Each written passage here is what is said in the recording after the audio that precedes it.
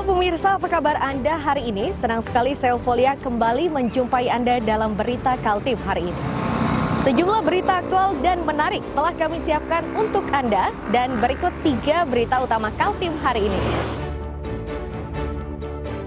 Buron sejak 2024, seorang direktur perusahaan yang terlibat perkara korupsi akhirnya diringkus Kejati Kaltim.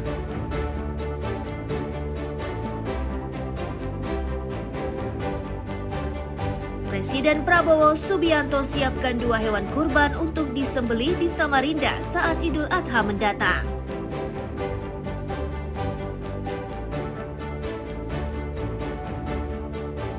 Ratusan anak alami stunting, status Balikpapan jadi siaga dan waspada.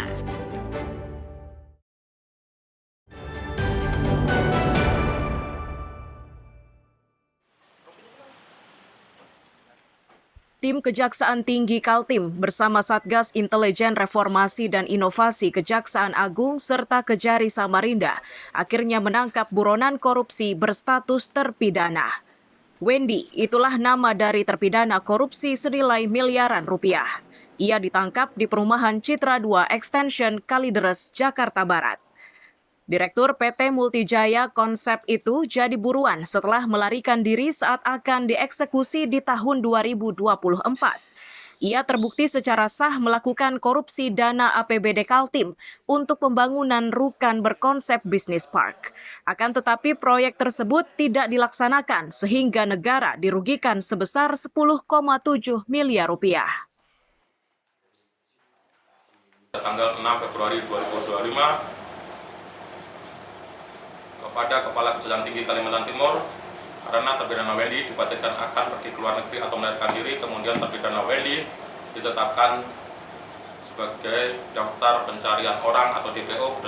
Adapun terpidana Wendy selaku Direktur Utama PT Multijaya Konsep telah menerima uang sebesar 12 miliar dari PT MMPHKT yang bersumber dari APBD Pemerintah Provinsi Kalimantan Timur untuk biaya pembangunan kawasan rukan berkonsep bisnis park. Namun terpidana Wendy tidak pernah melaksanakan kegiatan tersebut sehingga menyebabkan kerugian keuangan negara sebesar 10.776 juta. Kini Wendy dijebloskan ke rutan kelas 1 Samarinda. Ia divonis 7 tahun dan 6 bulan penjara serta denda sebanyak 300 juta rupiah. Ia pun diwajibkan membayar uang pengganti senilai kerugian negara. Amir Hamzah dan tim liputan melaporkan dari Samarinda.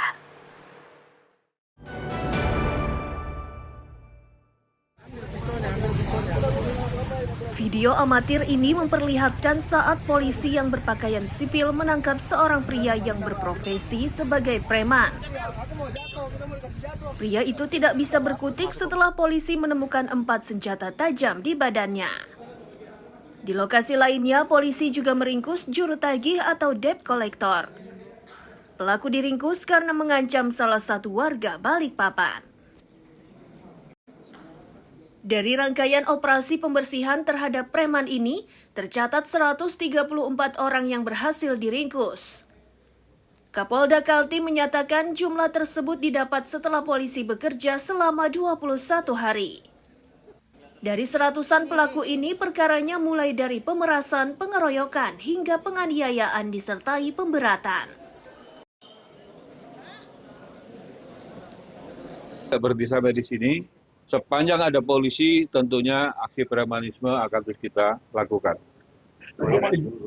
Ada call center polisi?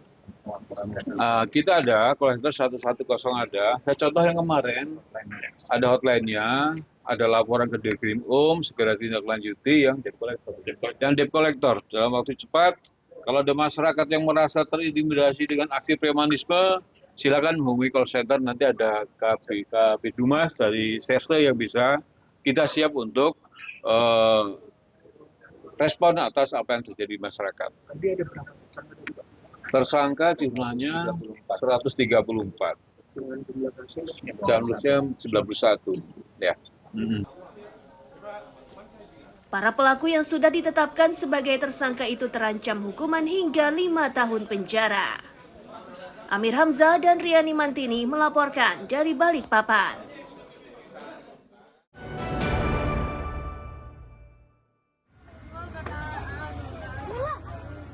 Kawasan Jembatan Bongkok, Karanganyar Pantai, Tarakan, Minggu siang mendadak geger. Seorang bocah bernama Muhammad Fatir tenggelam saat berenang di tepi pantai. Salah satu warga menyatakan korban sebelumnya berenang bersama dua rekannya. Aktivitas berenang di tempat tersebut biasa dilakukan oleh anak-anak di kampung tersebut. Warga seketika geger setelah mengetahui 1 dari 3 anak yang berenang itu tenggelam.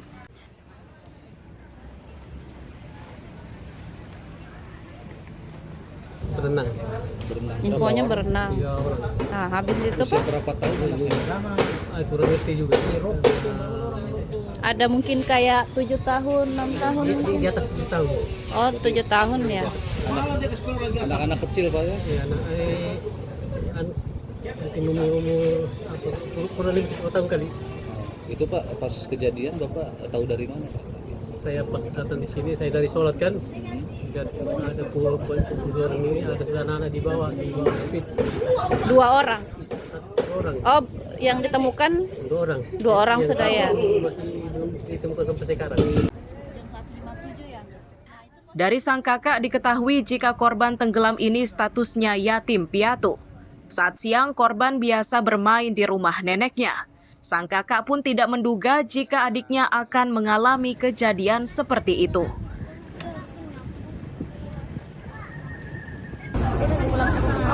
Sama nenek saya. Bebas. Orang tua kami kan sayang. Mungkin anak. Yatim piatu.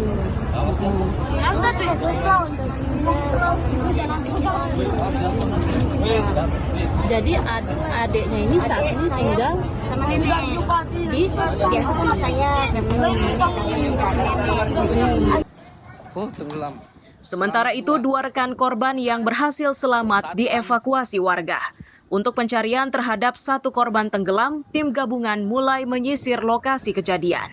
Amir Hamzah dan Sofyan melaporkan dari Tarakan, Kalimantan Utara.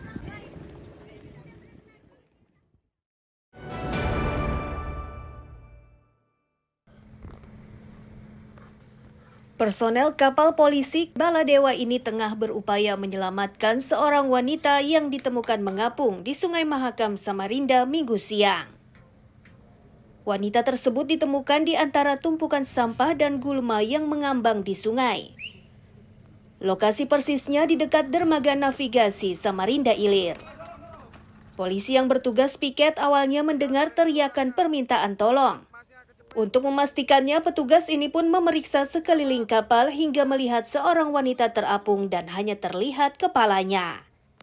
Dengan menggunakan alat keselamatan, petugas ini pun terjun untuk memberikan pertolongan kepada wanita tersebut.